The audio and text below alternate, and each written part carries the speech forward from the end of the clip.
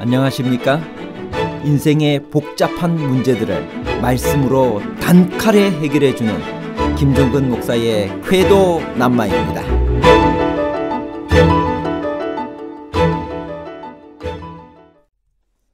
겉옷을 팔아 검을 사라는 예수님의 말씀은 평소의 예수님의 가르침과는 다릅니다.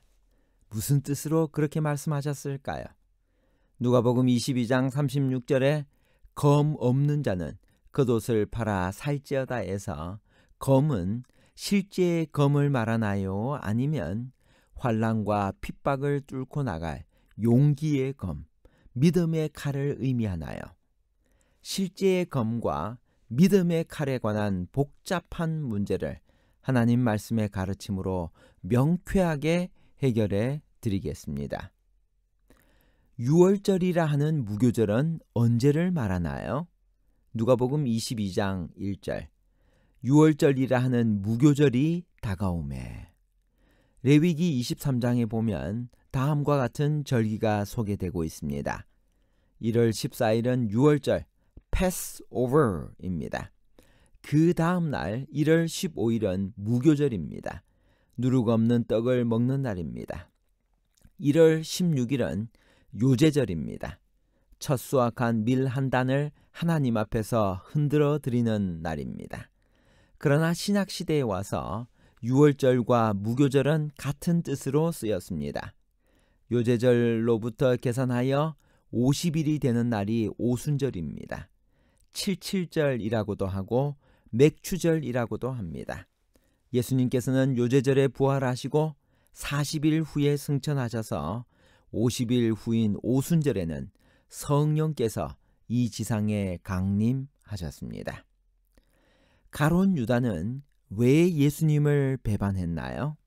누가복음 22장 3절에서 6절 12 중에 하나인 가룟인이라 부르는 유다에게 사탄이 들어가니 이에 유다가 대제사장들과 성전 경비대장들에게 가서 예수를 넘겨줄 방도를 의논하며 그들이 기뻐하여 돈을 주기로 언약하는지라. 유다가 허락하고 예수를 무리가 없을 때 넘겨줄 기회를 찾더라. 아무리 그가 탐욕스럽다 해도 은 30개 때문에 스승을 배반하지는 않았을 것입니다.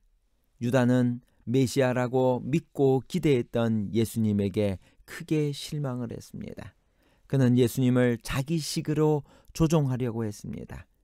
어떻게 하든 예수님을 압박하여 메시아가 되게 하려는 것이 그의 목적이었습니다.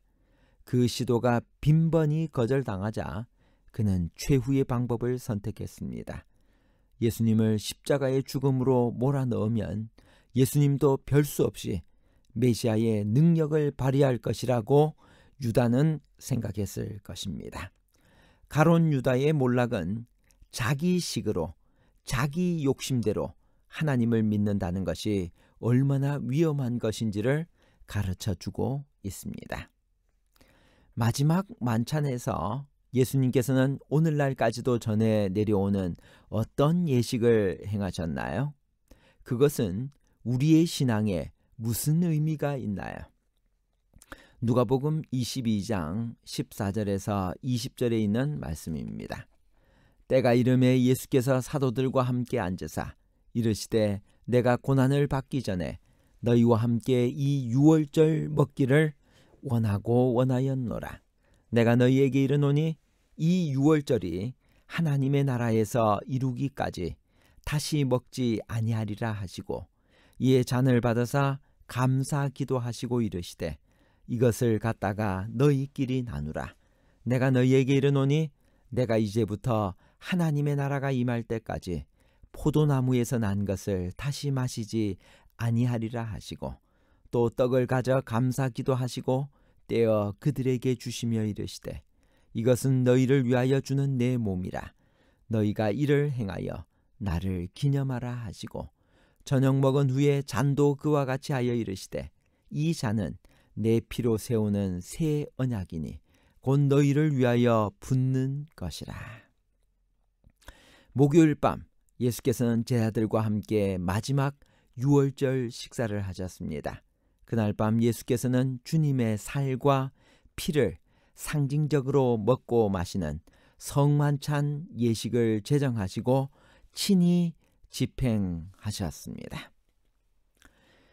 검을 사라는 말씀의 의미는 무엇일까요? 누가복음 22장 36절. 이르시되 이제는 전대 있는 자는 가질 것이요 배낭도 그리하고 검 없는 자는 겉옷을 팔아 살지어다. 이 이야기는 오직 누가복음에만 기록되어 있는 난해절입니다. 왜 겉옷을 팔아서라도 검을 사라고 하셨을까요? 유대인에게 있어서 겉옷은 매우 중요한 것이었습니다. 그것은 낮에는 외투로 쓰이고 밤에는 이불로 사용되는 생활 필수품이었습니다. 그런데 그런 중요한 것을 팔아 검을 사라는 것은 그만큼 무엇인가 급한 상황을 나타내시려고 하셨을 것입니다. 그러나 한 가지 확실한 것은 검을 사서 무력을 행사하라는 말씀은 아니라는 것입니다. 이 말씀을 하시고 몇 시간 후 베드로가 검으로 대제사장의 종 말고의 귀를 상하게 했을 때 예수께서는 그 상처를 고쳐주시면서 검을 쓰는 것을 책망하셨습니다. 검을 가지는 자는 다 검으로 망한다는 것이 그분의 말씀이셨습니다. 그렇다면 왜 검을 준비하라고 하시고 제자들이 여기 검 둘이 있나이다 하니 족하다고 하셨을까요? 이제 9절의 참 뜻을 알기 위해서는 그 배경을 살펴보아야 합니다. 이 말씀은 누가복음에 의하면 마지막 만찬장에서 하신 말씀 중에 일부입니다. 예수께서는 복음 전파를 위해 제자들을 파송하셨을 때를 회상시키십니다. 그때는 사람들이 예수님과 제자들에게 호의적이어서 전대도 신도 없이 돌아다녔어도 부족한 것이 없었습니다. 그러나 이제는 상황이 달라졌습니다. 사람들은 복음에 적대적이 될 것이요 핍박이 있을 것입니다. 이제부터는 복음을 전하는데 많은 준비가 필요하게 될 것이라고 하시면서 검을 사라는 말씀도 나오게 됩니다. 이 말씀의 의미는 무엇일까요? 몇 가지의 해석이 있습니다.